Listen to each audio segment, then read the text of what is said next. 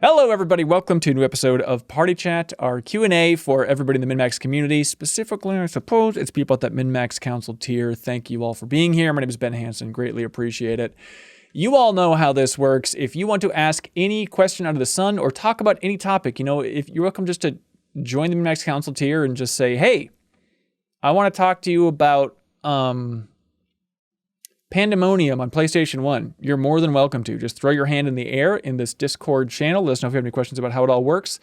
Man, that Phil Spencer interview on Kinda Funny last week, you should listen to the full thing. It is fascinating. Like, to have him say, like, hey, Xbox, we lost the worst generation to lose with the Xbox One, and we're kind of screwed here. Like, that's kind of the subtext is, I mean, not even subtext. It is the text at a certain point where he's like, everyone just keeps screaming at us and saying, if we just release a bunch of good games back to back, then that's what we need to do. And he's like, that's not it. He's like, Starfield will not review so well that you will just sell your PS5 and pick up an Xbox. It's like, that is absolutely not the answer, which is just fascinating because, I mean, everybody, that's their perspective. That's just default podcast perspective is like, God, I wish Xbox could just string a bunch of good games together and they'd be golden. But it's like, to hear the head of the entire thing be like, that ain't it.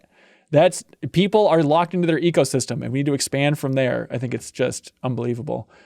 People are bringing it up. I'll have to check that out. Oh, definitely listen to the full thing. I'd love to interview Phil Spencer at some point. But then again, like, it's basically everything that I wanted to hear him say was on that podcast. And then also, it's on the XCast podcast specifically. Risky Chris P has thoughts on this. Jump on up. But the part that I loved is Gary Whitta over there. He was like, how are you guys so surprised? Which is exactly what I would have asked. Is like, how are you so surprised about the reviews of Redfall? Like, you do mock reviews. So like, I mean, maybe this is common knowledge for folks, but like, publishers, developers, they pay for mock reviews before the game's out there, where they have people, usually former journalists, right? Get paid to play the game and then write a mock review. So they have a rough idea of like, this is critically going to be the reception roughly. Right. And so Gary Whitta asked, like, how were you surprised about Redfall? Like, you had mock reviews. And then Phil Spencer was just open about it. And he said, like, oh no, the mock reviews we did for Redfall, the Metacritic score was predicted to be double digits higher. And it's like, that is unbelievable. So like mid 70s or so, right, is just unbelievable compared to how it actually shook out. And then this is why the game industry is fascinating to dorks like me, because then you start thinking about like, well, why is that? Why did the mock reviewers, why did they have a more positive take on Redfall than the critics? And it's like, I think then it comes down to PR. And I think like the messaging has been so poor. Everybody has a bad taste in their mouth from pretty much the launch or the reveal of Redfall, I should say, not the launch, but the reveal of everyone just being like, what is this? Is it Left 4 Dead? I don't know. And then the always online thing. And then the 30 frames, like the critics were more soured on it going into it maybe than they expected based on the mock reviews. So I think that is just unbelievably fascinating. Okay, Risky Chris P, did you have thoughts on that? Did we hit these? Yeah, I was just really intrigued by how much this interview specifically kind of blew up. And I was curious what your thoughts were on it as a whole, as someone who obviously has done a lot of interviews. And that's a big part of MinnMax. I mean, you mentioned Gary Whitta's comment. Were you overall happy with it? Do you think it was... Because I thought it was good, but I almost felt like Phil was offering up more information rather than like they were asking the craziest, most hard-hitting questions. I mean, at one point... Snowbike Mike, refers to like, we hope that acquisition goes through. Like, he's clearly a fan, which I thought was an interesting, I mean, obviously they are, but it was an interesting sort of point of view to come at it from. But just from an interview standpoint, why do you think this one specifically blew up so much? Like, I think Crowboy on Twitch says that it already has 254,000 views at this point now. I mean, I have not seen something take gaming Twitter by storm quite to that degree in a long time. Yeah, it's unbelievable, right? It is wild. Believe it or not, big corporations, the bigger they get, the tighter they get. And the idea that Phil Spencer was down for doing this interview at that time, after England said, not so much with this acquisition of Activision. And then the day after Redfall reviewed so poorly, I mean, it's unbelievable. That is the easiest, like, no go. We're not going to put a CEO out there to try and message this stuff that raw. And be that emotional about it in a, I think, positive way. I think he came across as a human. And I think Phil, man, gaming CEOs, maybe CEOs in general, it's not like, I'm not going to go to bat for this guy and say he's the best guy on earth. But like messaging wise, I think Phil Spencer is number one in the game industry for like power, but also communicating as if he understands where gamers are coming from. He hits every beat, every question you might have. He seems in the loop on everything. He plays a lot of games. Like, I think he's an unbelievable messenger. At the same time, Risky Crispy, I think those are great points to bring up. Hats off to Kinda Funny for getting this interview, and what that shows is just they have the long relationship, obviously, with Phil Spencer. And, you know, the XCast is popular and all that stuff, and it's been going for a while. But so hats off to them for having the reputation where Microsoft felt comfortable doing this. And just, it's unbelievable. If I may, hats off to him. The roundtable interview, I think it's a bad format for an interview. I think there were so many more follow-up questions that were possible there, but I think it's just tough when everyone's like, I have a question. It's kind of being pulled in different directions. I get it's the format of the XCast. I would have preferred if it was just like, now it's just Paris Lily one-on-one with Phil Spencer for an hour. You know, I think it's more focused, and I'm all about those follow-up questions. I think every interviewer, throw half your questions away and focus on follow-up questions, please. And I think you're right. Like, Phil was ready to be more open, and you know, like I definitely caught that too, right? Of like Snowbike Mike, God bless his heart. I think he does a great job and seemed super comfortable during that interview. But like, yeah, when he said like we, referring to like Xbox, I was like, I think that just means Xbox community, right? But it is just that weird beat of like, it's a little much. But I mean, that's their entire brand of that show. So I guess I get it. Yeah. And I think it was just, you know, I don't think there's anything deeper or darker or dumber about it. It's just like, say we in terms of the Xbox community. Yeah. And I mean, I thought the interview flowed well, and they did ask good questions. I think my biggest my biggest wish that I had hoped they would cover a little bit more was he only had that one opening question about the acquisition. And like, that's been a news story for over a year, it feels like at this point. And I still think the hot topic now, obviously, is how is Redfall's reception in the overall Xbox ecosystem. But, and I'm sure legally, maybe he was a little bit more limited on what he could say there. But I was hoping maybe he would have delved into that a little bit more. But overall, definitely interesting. Yeah, definitely check it out if you haven't heard the Kind of Funny XCast interview with Spencer. I mean, I think it's unbelievable. I mean, it's such a treat being a dork for this industry and having those moments where you know, I love listening to developer interviews. You know, CEO interviews maybe less so, but I think for people that are willing to be transparent, I'm all for it. But like, just to have an interview like that where it's like, oh, this is reframing things. Like, just having him say, we cannot win on a series of great games. It's like, okay, that's shifting my perspective of one of the big three entirely. And it's rare to have that type of revelation, is probably too strong of a word, but just like that level of insight for like where a company like that's at. And I made the mistake, Risky Crispy, of like kissing that interview's ass on Twitter and being like, hey, when's the last time you heard Doug Bowser or Jim Ryan from PlayStation like do an interview like this on a podcast? Like, it's unbelievable. Definitely. And then, you know, it's just, I forgot that Twitter's a cesspool and everyone just gets bogged down in console war stuff. Like, they don't need to because they're doing well. It's like, well, okay, sure. All right. I'm just saying in general, like, I think Nintendo and Sony are so buttoned up, so tight. And Microsoft, I think as an organization is, but I think Phil is just such a good communicator. Well, it's such a shame too, because Sony didn't used to be like that. You know, the Sean Ladens and the Shuheis, you know, used Adam to be Boys. such a big part of their, the Adam Boys, they all used to be such a part of their branding. And Kevin now Butler.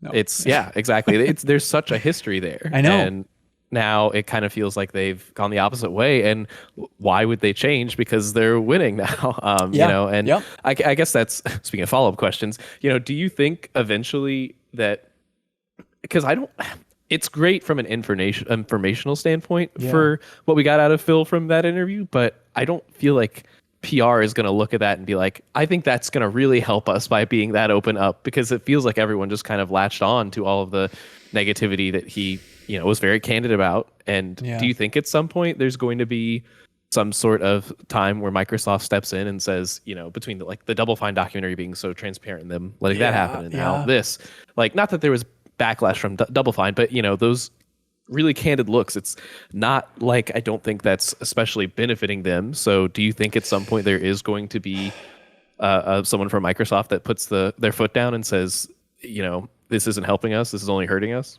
I don't know. I'm sure they would have that discussion of what is the net impact. I mean, you would want them to. They're a smart company. It is interesting. I mean, I hate to brag. I'm not on Twitter reading like the feed. I tweet and then read my replies and stuff. So I don't know how hot of a debate this was or how negative it got on Twitter talking about it. I mean, I appreciated the candor to such a big extent. It is, I was talking about it with some friends though, just that idea of like, is it a net positive for Phil to do this? And in my mind, I think it is. Also for just setting expectations, I think, for going into the summer, going into Starfield's release, which is definitely in the spotlight even more so now. God bless them. God bless them. But then so much pressure on them. Oh my God, it's unbelievable. But then also, I think it's just like if I was heavily invested in the Xbox ecosystem, as Phil kept talking about in the interview, like I would feel better knowing that like that level of communication of like, okay, I know what the higher up strategies are. I know. I feel like it's in good hands, even if we're not number one and winning the quote unquote console war. I feel like they have their head on straight and they know where to go and what to do. You know what I mean? And so that's valuable. But the part that's so amazing or fascinating about that interview is just like his balance of saying, hey, it's on us, it's our fault, but then also, not wanting to call out Arcane as having blown it, where it's like, he's like, it's a tough balance because he has to be like, he answered that question about, why didn't you just delay it? And he's like, I don't think delaying it would have helped it. Like, I think there were kind of core design things here that gamers are just like, we're not into this. And so that gets close to like pointing the finger at Arcane. And I'd imagine there's probably a lot of, I guarantee there's a lot of emotions in Arcane, obviously watching that interview, but like, oh my God, our boss's boss is like singling us out. And probably people are hurt of like, you're not helping Redfall when you go out there and basically apologize for it at launch. But just like that level of like him praising Arcane, talking about how smart they are, how much he wants to see what they do in the future, but then also him trying to accept the blame, but then also talking about like, hey, we should have been more involved. I think that's the wildly fascinating part is that idea of, you saw it in the Psych Odyssey documentary, like how hands-off Microsoft is. And now it's like, is there enough ammo to be like, we gotta get a little more involved earlier on? And that's kind of what he was saying in that interview is like, yeah, we kind of have the separate systems and Bethesda's their own thing, but like maybe it would have helped if we had more people familiar with Unreal earlier in the process, helping Arcane out.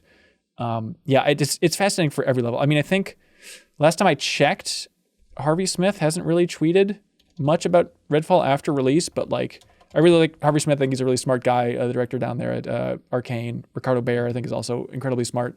Who's also director? What were their roles? Creative director and director? I forget what they are for Redfall specifically, but it's like, God, I can't imagine how emotional it is for everybody on that team. And I maybe know Harvey the best, so I just keep thinking about that spot that he's in. It's like, Raf Colantonio, the co-founder of Arcane, he left, launched Weird West, seemed to do well.